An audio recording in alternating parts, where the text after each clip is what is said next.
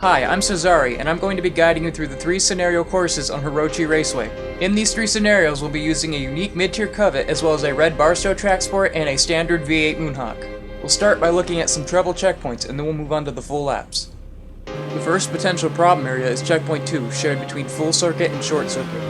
You must be cautious at the apex, as it's very easy to accidentally go too far inside and miss the checkpoint.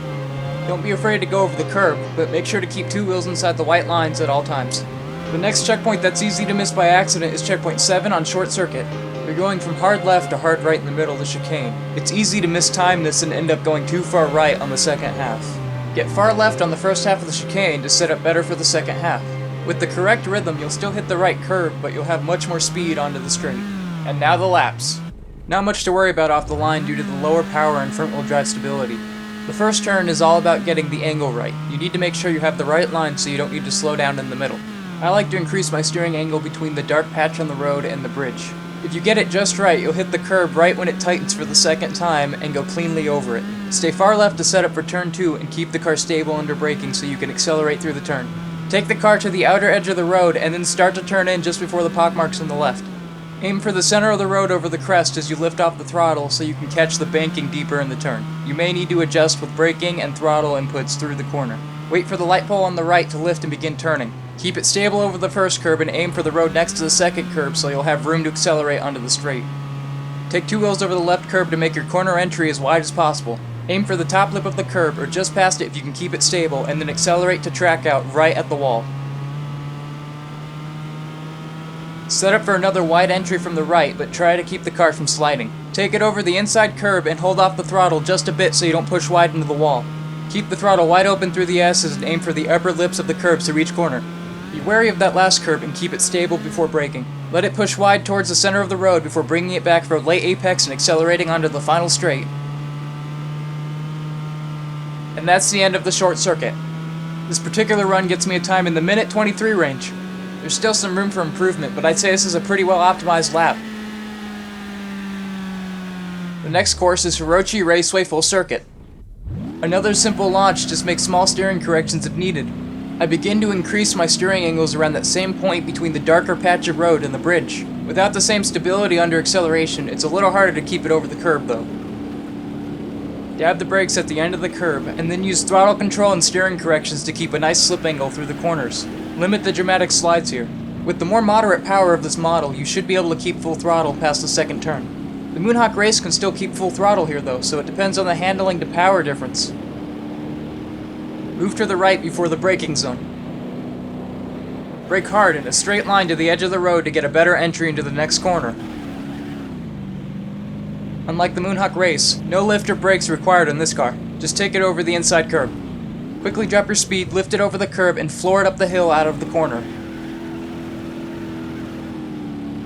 Move over to the outer edge and then begin turning in at the incline in the road.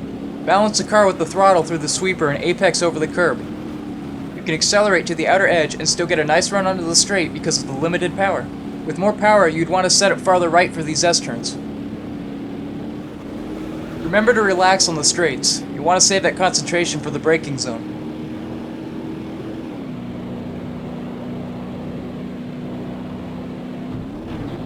Brake hard at the wall of the bridge and then begin trail braking towards the curb. Use the throttle to balance over the curb and manage slip angles. Dab the brakes, take it over the curb, and ease into the throttle out of the corner. Aim for the tops of the curbs and try to keep as much speed as possible. You may need to lift a bit to keep stability into the last turn though. Trail brake cautiously over the hill and set up for a good run onto the final straight. I slowed down slightly more than needed, but I still got a good run over the curb.